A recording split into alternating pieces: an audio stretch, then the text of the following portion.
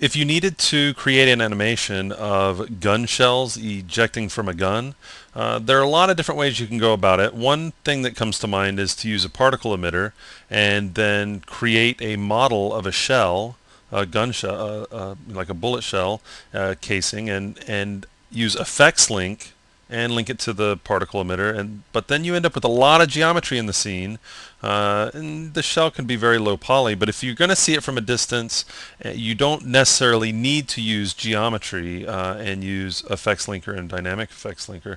We can use hypervoxels, and I thought we could take a look at setting that up. So I'm going to come over to the items tab and add a particle emitter. Okay, and I'm just going to adjust the settings a little bit. I'm going to push play, and I know I don't need 100 per second.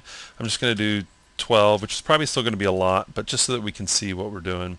And for velocity, let's do 4 in the Y, so they're shooting up, but I want the shells to come back down, so I'm going to add a little bit of gravity, and let's add a little bit of explosion just to kind of spread them out. I'm just going to use the mini slider. And let's just try 1. Okay, that's working for me. Just enough to, I'm going to lower the amount to 8. I'm going to show you my complete lack of gun knowledge, and I'm going to say that this many shells can be firing out of the gun at one time. But we'll get the idea. You can be as accurate as you want on your guns. I try and stay away from them. So I'm going to just point my camera right at the emitter, something like this. Because we're going to be working with hypervoxels, I'm going to go ahead and load up Viper. I like to save as much time as possible. I'm going to head over to Control F6 to open up the Volumetrics tab on the Effects panel. Come over to Add Volumetric and choose Hypervoxels. Double click, and we'll be working with these settings. Okay, I'm going to go ahead and double click on emitter so that we can see that we are applying hypervoxels to our particles. And I don't want surface voxels.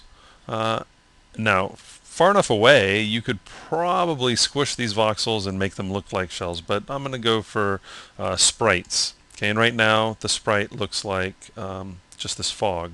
But I'm going to go over to the image editor and load up.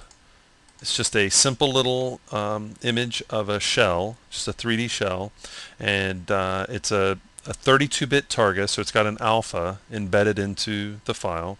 You don't need to have an alpha embedded in, but we're going to take advantage of this one. Okay, so I'm going to come over to shading, and for clips, I'm going to add the shell as a clip. Now, it's not looking all that accurate right now, but that's because over in hypertexture it's got crumple on. I'm just going to say none.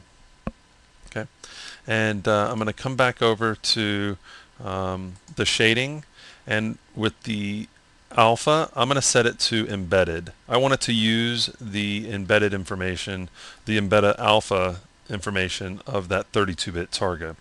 Again, I don't have to have that. I could base it off of luminosity, or I could just key out the black. But there was some dark, and we can change the threshold and stuff, but there was some dark in there. I'm just going to take advantage of that embedded alpha.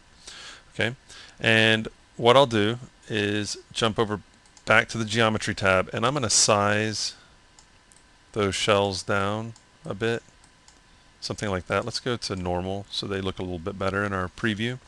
And the other thing, well, let's do a quick little preview. Okay, so there goes some shells shooting out of the gun. Okay, they're flipping, and that's because we have a line to path set up. But let's go ahead and take a look at this. Push play. Okay, so there's our shells. I'm going to go ahead and stop that and free the preview.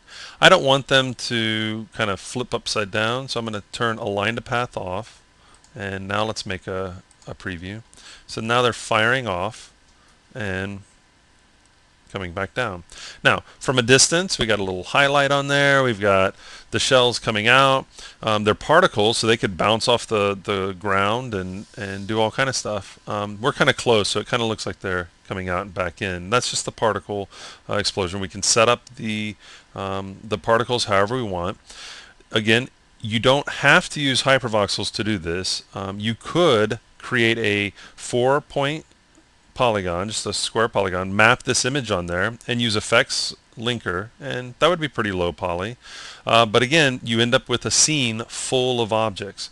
So one nice thing about using hypervoxels on particles is that I've got an emitter in the scene, and I don't have any other objects. I don't have a single shell object in the scene. It's just using an image. And from a distance, it could work. If you need to get really close and see the shells, well, you're going to probably want to go the route of using actual geometry and effects linker to link that geometry to the particles. But for distant shots where you just want a bunch of shells flying, nothing beats using hypervoxels. It's fast and gets the job done. So that's just a quick look at using an image with hypervoxels, with hypervoxels set to object type sprite, and we're just applying over in shading. We're just applying that image and taking advantage of the alpha.